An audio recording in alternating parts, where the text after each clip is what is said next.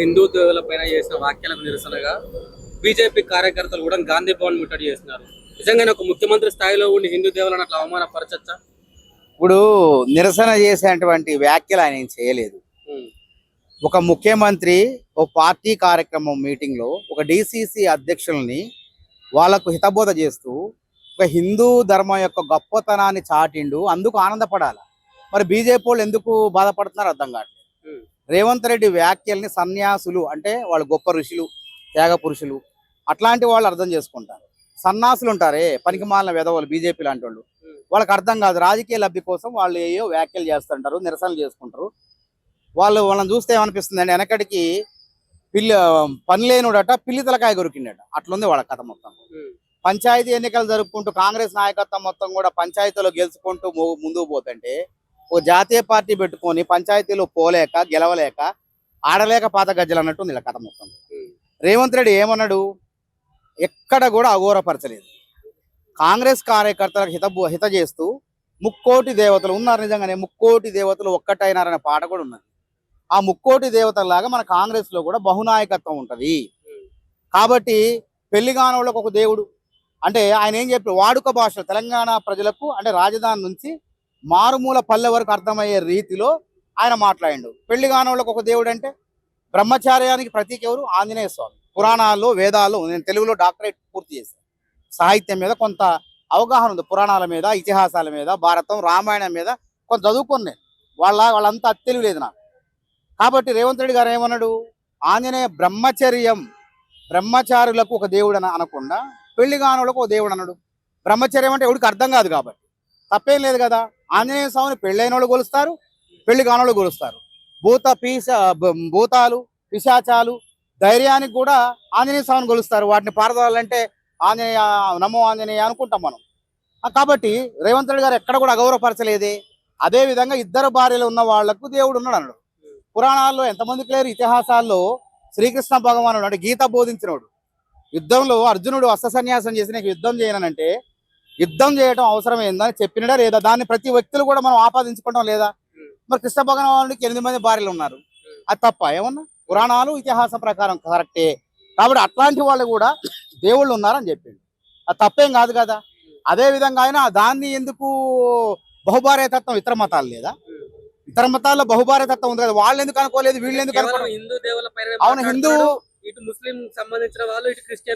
నేను ఒక హిందువుని, నాకు భరతం రామాయణం పురాణం ఇతిహాసం తెలుసు, నాకు ఖురాన్ ఏం తెలుసు అంటారు.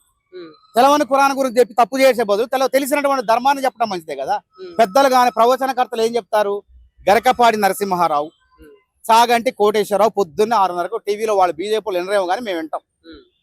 కాబట్టి భాగవతులు కానీ ప్రవచనకర్తలు కానీ హరికథలు చెప్పేవాళ్ళు కానీ ఏం చెప్తారు? ధర్మాన్ని ఆచరించాలంటే ధర్మరాజుని ఉదాహరణ చెప్తారు. పోరాటానికి బలానికి ఆదర్శంగా ఎవరిని తీసుకోవాలో భీముడిని చెప్తారు, భీముడి యొక్క బలాన్ని చెప్తాడు. అదేవిధంగా దాతృత్యానికి కర్ణుడికి ఒక ఉదాహరణ చెప్తారు. తప్ప అదేమన్నా? అదేమన్నా భూత అశ్లీలమా? మరి ఎక్కడ అశ్లీలమైంది వాళ్ళకి ఇది?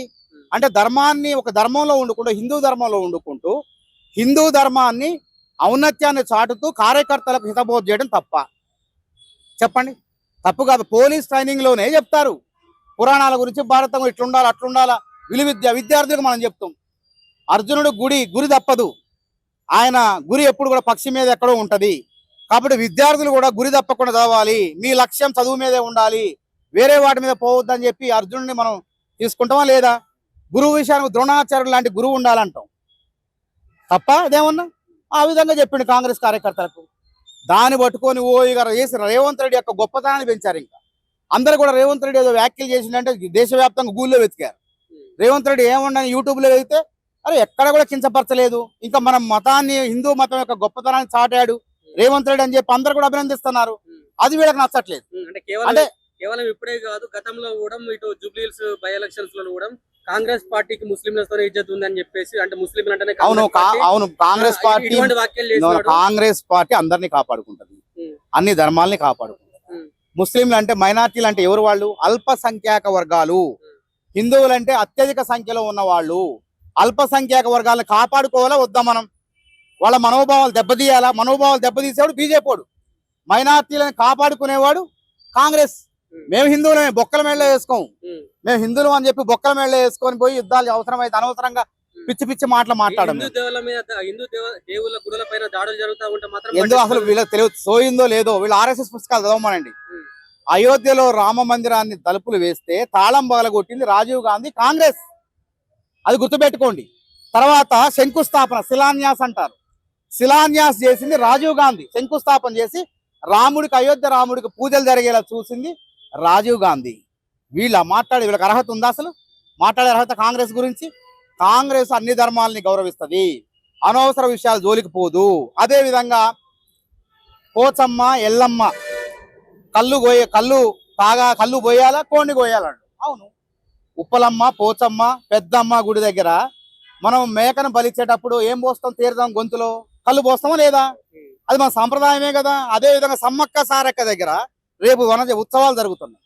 ఆ ఉత్సవాల్లో మేకను ప్రసాదం అంటారు. బలి ఇచ్చేటప్పుడు అంటే దేవతకు అర్పించేటప్పుడు గొంతులో ఏం పోస్తాం? కళ్ళు పోస్తామా లేదా?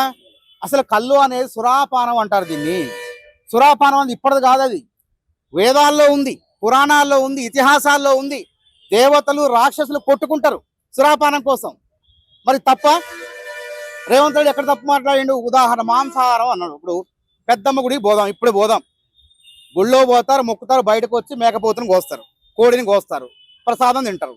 తప్ప అది? వేములవాడ రాజన్న దగ్గర పోదాం. మేము నిజమైన హిందువులు, మేము పోతాం, గుళ్ళోకి పోతాం.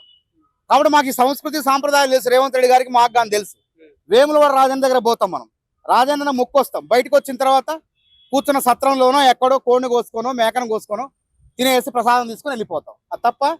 యాదాద్రి లక్ష్మీనరసింహ స్వామి దగ్గరే పోదాం, గుట్టపైకి పోయి మొక్కు వస్తాం. ఒకప్పుడు గుట్ట మీద జరిగేది ఇవన్నీ.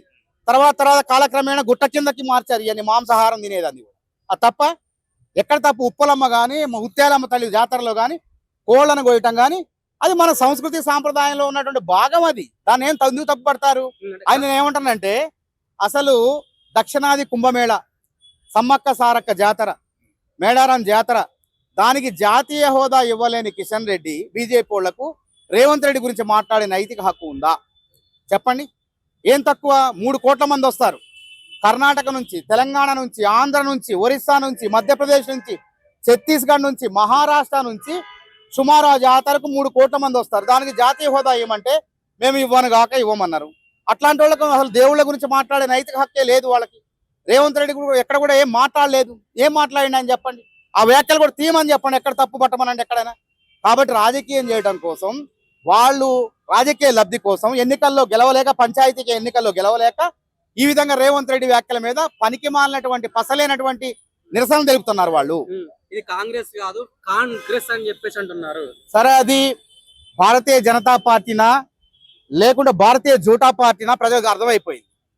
జూటాలు చేసి మొన్న బీహార్లో కూడా ఎట్ట గెలిచారు? 7,43,00,000 ఓట్లు అన్నారు. తీరా పోలింగ్ అయిన తర్వాత ఓట్లు వేసింది ఎంతమంది అన్నారు? 7,45,00,000 మంది. ఎట్లయితారు? ఉన్న ఓట్లు 7,43,00,000 మంది అయితే 7,45,00,000 మంది ఎట్లొచ్చారు? అందుకే వీళ్ళు రాహుల్ గాంధీ గారు చెప్పినట్టు దొడ్డిదారిలో గెలుస్తున్నారు. శకుని మాయాపాచికలు వేసి రాహుల్ గాంధీని అధికార పీఠంలోకి రాకుండా అడ్డుకుంటున్నారు. నేను ఇక్కడ కూడా రామాయణం చెప్తా. రాముడిని అరణ్యవాసం ఎన్ని సంవత్సరాలు? 14 సంవత్సరాలు. తర్వాత ప్రధానిగా హస్తినాపురంలోనే, అక్కడే అయోధ్యలోనే పట్టాభిషిక్తుడు అయినా కాలేదా? ఈ యొక్క శకుని మాయాపాచికలు కూడా కొద్ది రోజులే. తప్పకుండా రాహుల్ గాంధీ ఢిల్లీ హస్తినాపురంలో ప్రధానమంత్రిగా పట్టాభిషిక్తుడు అవటం ఖాయం. వాళ్ళకు బుద్ధి చెప్పటం ఖాయం ఈ దేశ ప్రజలు.